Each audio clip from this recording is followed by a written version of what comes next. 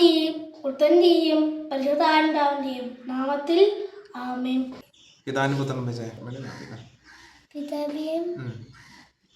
പുത്രന്റെയും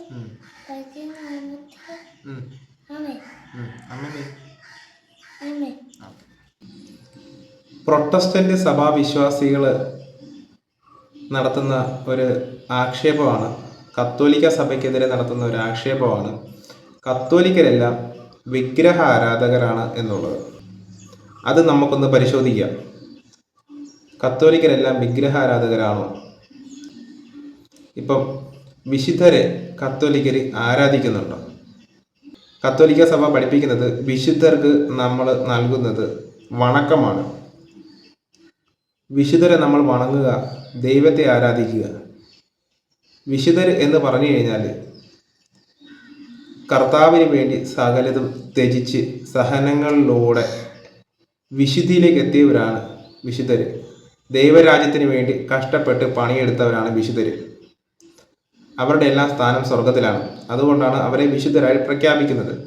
അത് കത്തോലിക്ക സഭയാണ് വിശുദ്ധരെ പ്രഖ്യാപിക്കുന്നത്. അതിനൊക്കെ ഒരുപാട് പ്രോസസ്സും കാര്യങ്ങളൊക്കെ ഉണ്ട്. എല്ലാ വിശുദ്ധരും സഹനങ്ങളിലൂടെയാണ് കടന്നു പോയിട്ടുള്ളത്. യേശുവിന് വേണ്ടി പീഡനങ്ങൾ സഹിക്കുകയൊക്കെ ചെയ്തിട്ടാണ് അവർ വിശുദ്ധരാകുന്നത്.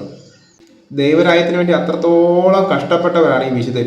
അപ്പം അവർക്ക് ദൈവം ആഗ്രഹിക്കുന്നതാണ് വിശ്വാസികൾ അവരെ വണങ്ങുക എന്നുള്ളത്. വണക്കം മാത്രമുള്ളത്, ആരാധനയിലേക്ക് കടക്കുന്നില്ല. കത്തോലിക്കരുടെ ആരാധന എന്ന് പറഞ്ഞു കഴിഞ്ഞാൽ ഏറ്റവും വലിയ ആരാധന വിശുദ്ധ കുർബാനയാണ്. പിന്നെ കത്തോലിക്ക സഭ പഠിപ്പിക്കുന്നത് വിശുദ്ധ കുർബാനയിൽ അടങ്ങിയിരിക്കുന്ന ദൈവിക സാന്നിധ്യത്തെ ആരാധിക്കണം, വിശുദ്ധ ഗ്രന്ഥത്തെ ആരാധിക്കണം. വചനം എന്ന് പറഞ്ഞു കഴിഞ്ഞാൽ ദൈവത്തിൻ്റെ വാക്കുകളാണ്. ദൈവത്തിൻ്റെ വാക്കുകളെന്ന് പറഞ്ഞു കഴിഞ്ഞാൽ തന്നെ ദൈവം തന്നെയാണ്. അപ്പം വിശുദ്ധ ഗ്രന്ഥത്തെ ആരാധിക്കണം. പിന്നീട് കുരിശാരാധന, ദുഃഖ വെള്ളിയാഴ്ചയൊക്കെ കുരിശിനെ ആരാധിക്കുന്നുണ്ട്. അത് എന്തുകൊണ്ടെന്ന് വെച്ചാൽ കുരിശ് ഒരു കാലത്ത് മോശം പ്രവർത്തികൾ ചെയ്യുന്നവരുടെ ശിക്ഷയുടെ ഭാഗമായിരുന്നു കുരിശ്. അതിന് മാനവകുലത്തിൻ്റെ രക്ഷയ്ക്ക് വേണ്ടി രക്ഷയുടെ പ്രതീകമായി കർത്താവ് മാറ്റി. കുരിശ് രക്ഷയുടെ പ്രതീകമാണ്. അതുകൊണ്ടാണ് കുരിശിനെ ആരാധിക്കുന്നത്. 3 തരത്തിലുള്ള ആരാധന മാത്രമേ കത്തോലിക്ക സഭയിൽ പറഞ്ഞിട്ടുള്ളൂ. വിശുദ്ധർക്ക് പിന്നെ എന്താണ്? വിശുദ്ധർക്ക് നമ്മൾ കൊടുക്കുന്നത് വണക്കമാണ്. ദൂലിയ എന്ന് പറയും. പരിശുദ്ധ ദൈവമാതാവിനോ അതിധന്യ വണക്കം, അല്ലെങ്കിൽ ഹൈപ്പർ ദൂലിയ എന്ന് പറയും.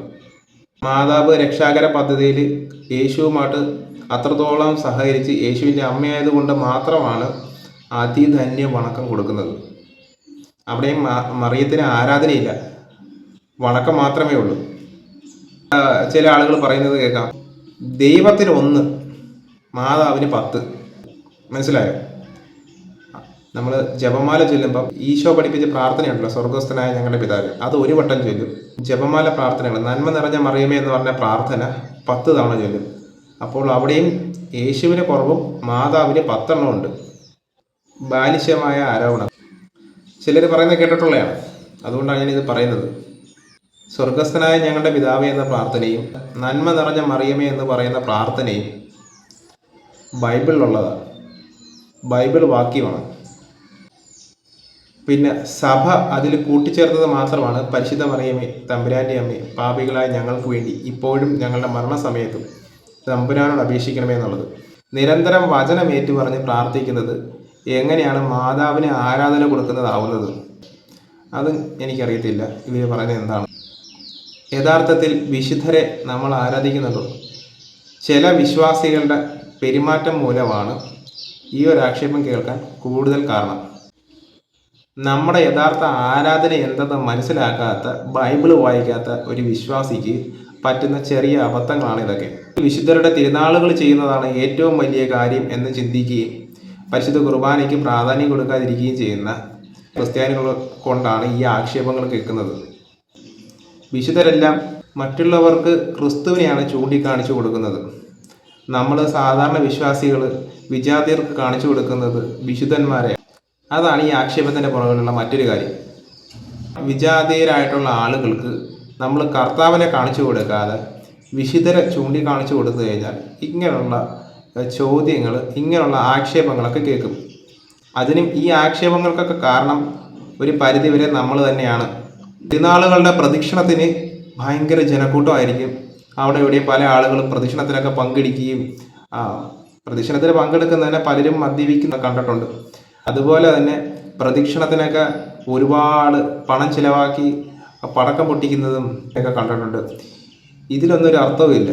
കമ്പം പൊട്ടിച്ചത് കൊണ്ടോ പടക്കം പൊട്ടിച്ചത് കൊണ്ടോ ഒന്നും സ്വർഗരാജ്യത്ത് എത്താൻ പറ്റത്തില്ല. നമ്മുടെ ഒരു വിശ്വാസ പ്രഖ്യാപനമാണ്, വിശ്വാസ പ്രഘോഷണമാണ് ഓരോ തിരുനാളുകളുടെയും പ്രദക്ഷിണങ്ങളൊക്കെ. തിരുനാളുകൾ നടത്തിയത് കൊണ്ട് മാത്രം ആ വ്യക്തി സ്വർഗരാജ്യത്തിൽ പ്രവേശിക്കുമോ? ഒരിക്കലുമില്ല. അയലത്ത് പട്ടിണി കിടക്കുന്ന ഒരാളെ നമ്മൾ മൈൻഡ് ചെയ്യാതെ തിരുനാളുകൾക്ക് ലക്ഷങ്ങൾ മുടക്കിയിട്ടൊന്നും ഒരു കാര്യമില്ല. നമ്മൾ സ്വർഗരാജ്യത്ത് ചെല്ലത്തില്ല. അത് 100% ഉറപ്പാണ്. കർത്താവ് നോക്കുന്നത് നമ്മുടെ ഹൃദയം മാത്രമാണ്. കത്തോലിക്ക വിശ്വാസികൾ മനസ്സിലാക്കേണ്ട ഏറ്റവും പ്രധാനപ്പെട്ട ഒരു കാര്യം എന്ന് വെച്ച് കഴിഞ്ഞാൽ, നമ്മുടെ ഏറ്റവും വലിയ ആരാധന ഏതെന്ന് വെച്ച് കഴിഞ്ഞാൽ വിശുദ്ധ ബലിയാണ്. ഓരോ വിശുദ്ധ ബലി നമ്മൾ കാഴ്ചവെക്കുമ്പോഴും അതിൽ ഒരു വ്യക്തിയെങ്കിലും സമർപ്പിച്ച് പ്രാർത്ഥിക്കുമ്പോഴാണ് ആ വിശുദ്ധ ബലി യോഗ്യമാകുന്നത്. ഈ വിശുദ്ധ ബലിയെക്കുറിച്ച് പറയുമ്പോഴും മറ്റ് സഭകൾ പറയുന്ന ആക്ഷേപമുണ്ട്. 2000 വർഷം മുമ്പ് ബലി കഴിഞ്ഞു, പിന്നെ ഇവർ ബലി ആഘോഷിച്ചുകൊണ്ടിരിക്കുക, ബലി ആചരിച്ചുകൊണ്ടിരിക്കുക, അതിനകത്തൊന്നും അർത്ഥമില്ല. ഇത് കർത്താവ് പറഞ്ഞതാണ്, ഇത് നിങ്ങൾ എൻ്റെ ഓർമ്മയ്ക്കായി ചെയ്യാൻ.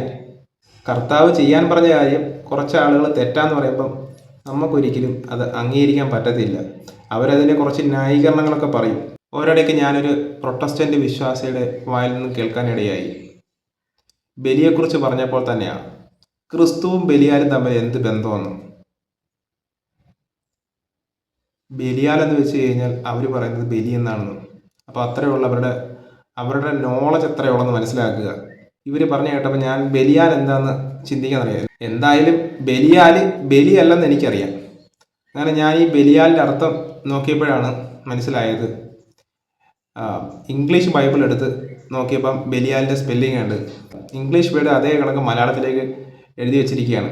അതിൻ്റെ പ്രശ്നമാണ്. ബലിയാലെന്ന് വെച്ച് കഴിഞ്ഞാൽ ചെകുത്താൻ എന്ന അർത്ഥം.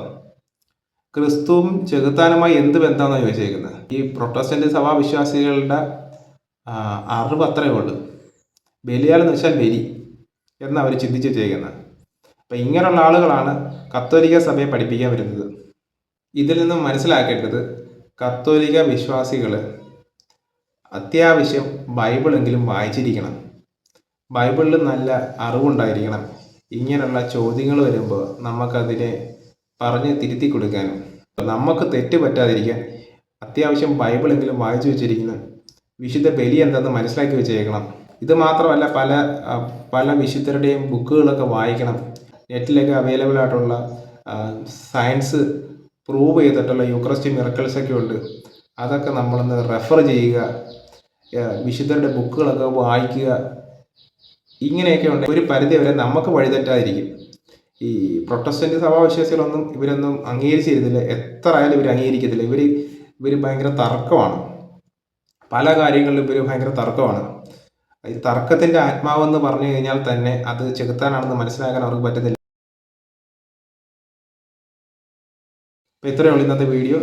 പിതാവിനും പുത്രനും പരിശുദ്ധാത്മാവിനെ സ്തുതി. അതേപോലെ ഇപ്പോഴും എപ്പോഴും എന്നേക്കും. ആമേൻ.